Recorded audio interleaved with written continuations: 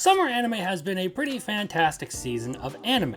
Not only in that there were plenty of anime that I expected to be really good that didn't disappoint, but also in that there were a good number of anime that were far better than I had ever imagined they would be. Chief among these would be Uglymug Epicfighter, a seemingly stereotypical and fairly unremarkable isekai anime coming out this season thanks to Studio White Fox. The premise of this series is that an ugly salesman had a bad experience with a woman on a train. As in, he gets the short end of the shield hero stick and gets framed for harassing her. But in choosing not to fight the charge in court and instead just pay the small fine associated with it, his whole reputation is ruined and he's driven out of society for a crime he never actually committed.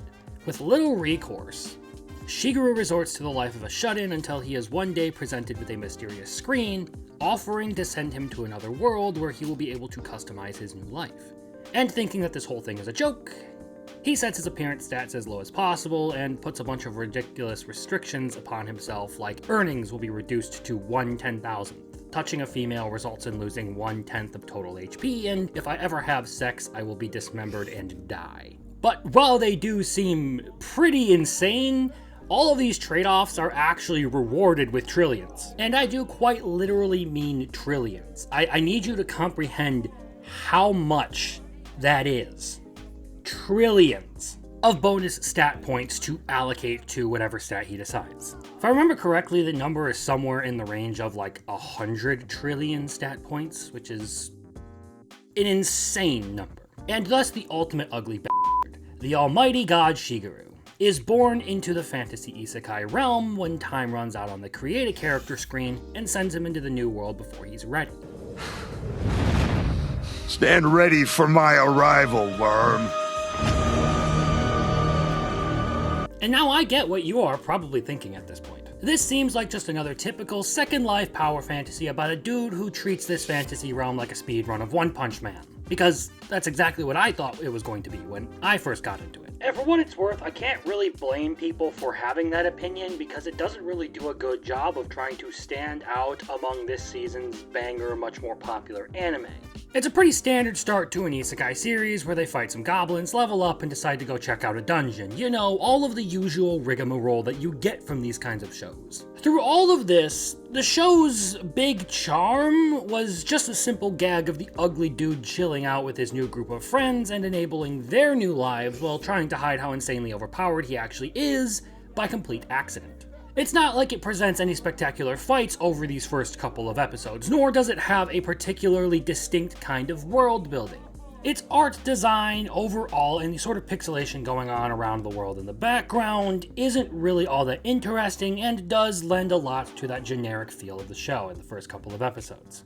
And while they weren't exactly the most interesting sort of characters in this time period, the cast did have their own charms. Seiji was basically the chuny character with the good leadership skills, the one who basically took the helm and decided to start directing the group. Seika was the pure and clumsy ditzy type with indomitable positivity, the one who's always looking to forgive people and make things better, the power of friendship character pretty much. And Rize tried her best to basically lurk in the background and not attract too much attention. We'll get to that later. All in all, they were a fun group, if for nothing more than Seiji and Seika being goofballs the entire time. And it would have been an entertaining show just on that alone, as the two are actually a good source of comedy. But it never really would have been much more than just a throwaway kind of series. The turning point for me, however, is when this series begins to examine its characters and their reason for taking the deal to come to this world in more depth. And that actually started to add not only more layers to the story we were watching, but also some intrigue because now there was some incentive to know more about the characters and where the paths their new lives would lead them. Seiji's attitude comes from that of a failed CEO who feels he let down his company when it went under, and thus he is determined to not disappoint the people who rely upon him in the future. His determination to not fail a second time spawns this sort of decisive action in him, and his more cringy side as well. Seika's indomitable positivity as well as her clumsiness comes from the fact that she hadn't been able to do much at all in her previous life. Her disabilities and injuries had left her incapable of living a normal life. So the sheltered girl fled to a new one where she could finally live as she wanted. And Rize was someone who knew both Seiji and Seika in their previous lives and followed them to this world in order to make sure that they were happy with the new lives that they had chosen. Her whole mission inspired by the guilt of being somewhat responsible for the failure of Seiji's past life. But all of this upbeat stuff is juxtaposed with people whose pain from their previous lives would lead them to create terrifying new personas using the special notes features that had given Shigeru all his powers. This created very interesting villains, like people who live out of spite for beautiful women, or out of spite for the rich, due to how their lives had been destroyed the last time around. All those things combined made for a story with strong, compelling elements that actually made me invested in learning where all of this led to. But the cherry on top was the casino arc, and to put it shortly without too many more spoilers, the Killer Casino introduced a great villain for this arc specifically. But not only that, it also introduced another character who would prove to be a threat for even Shigeru, another one of the almighty gods. And this is where we learn that there are certain features to this world, like sacrificing certain desires, that give you a crazy amount of power. Another little interesting thing that starts to spice up the whole story. And by the end of this whole ordeal, this silly little power fantasy looking anime, supposedly centered around a single gag, had turned into a much more complicated and compelling affair involving a second almighty god, the perilous nature of the special notes, and a good cast of heroes who all held a strong sense of justice. And all that on top of White Fox deciding to flex a bit of their animation talent and up the fight scene quality during this time period to a level that actually had me pretty excited to see what they're going to do in the future.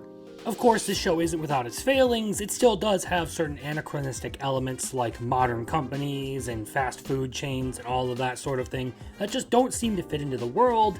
And its overall world building, like coming up with countries and just like generally having a fantasy vibe to it, it doesn't really do that very well. Which is a mark against it, but not enough to really demote this from being a good anime. So it is entirely wild to me that this anime that I thought was going to be a complete throwaway, one that I would pick up for the gag and likely drop before the end of the season because it was just another gag isekai, turned out so well. Seriously, this one has no right to be as good as it ended up being in terms of character writing, storytelling, animation, and just overall fun. In spite of the fact that it really does have that generic isekai first impression, it is much more of an outstanding anime than you would expect if you just give it a chance. And while it's not perfect, its storytelling does have its issues, it is a very solid entry in this year's running for summer anime. And I guess this just goes to show that while you may be able to glean some things by it, you should never be content to judge a book by its cover. Sometimes, you stumble upon a hidden gem when you dig a little deeper. But hey, that's just my personal opinion. Feel free to give your own down in the comments, and if this is your first time around here and you enjoyed this, please consider liking and subscribing. Do it, or I will steal your dog.